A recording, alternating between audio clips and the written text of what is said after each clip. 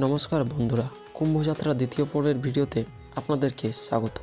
আর এই দ্বিতীয় পর্বের ভিডিওতে আপনাদেরকে দেখাবো প্রয়াগরাজ স্টেশন থেকে কিভাবে ত্রিবেণীতে পবিত্র স্নান করবেন।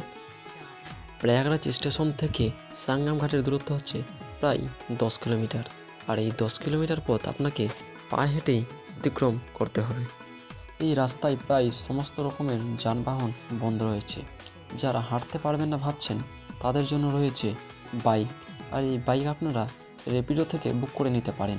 বাইক আপনাকে ছেড়ে দেবে সাঙ্গম ঘাট থেকে প্রায় 2 কিলোমিটার আগেই। স্টেশন থেকে প্রায় 1 কিলোমিটার দূরত্ব অতিক্রম করার পর চোখে পড়ে I love Prayagraj. Prayagraj cable I love Prayagraj নয়, এই শহর প্রাচীন মহাভারত ও রামায়ণে সংযোগ পাওয়া যায়।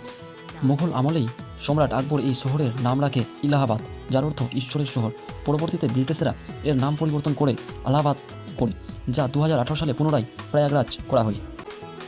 হাঁটতে হাঁটতে আমরা প্রায় 5 কিলোমিটার দূরত্ব অতিক্রম করে ফেলেছি। আলোকসজ্জায় সজ্জিত এই শহর যেন দীপাবলির রাত্রি। রাস্তার দুই ধারে সারি সারি দোকান। কেউ চা বানাচ্ছে, কেউ ফুচকা বিক্রি করছে, কেউ পুজোর সামগ্রী, কেউ আবার ফটো বা সেলফি তুলতে ব্যস্ত। আর আমি এই দৃশ্য ক্যামেরা বন্দি করতে ব্যস্ত। আর রাস্তার দুই ধারে রয়েছে প্রচুর শৌচালয়। ঘড়িতে সময় ভোর 4:15। কুম্ভমেলায় মুখ্য দ্বার দিয়ে প্রবেশ করলাম। এরপরে আমরা যাব সঙ্গম স্থান ত্রিবেণীর, যেখানে গঙ্গা, যমুনা এবং সরস্বতীর মিলন স্থান। আর এই স্থান সেক্টর 3 এবং 4 অন্তর্গত। যখন সূর্য ডুবে যায় তখন কুম্ভমেলা যেন অন্য এক রূপ নেই।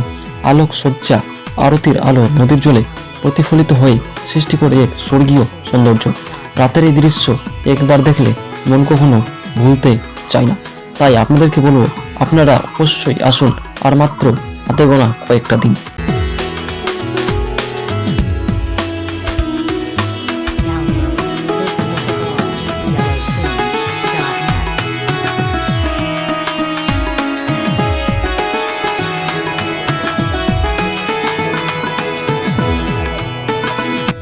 ভারত ছাড়াও বিশ্বের বিভিন্ন প্রান্ত থেকে বহু তীর্থযাত্রী এই কুম্ভমেলায় এসছেন। আর আমি একজন ভারতীয় হিসেবে বিদেশ থেকে আগত সমস্ত তীর্থযাত্রীদের জানাই স্বাগত।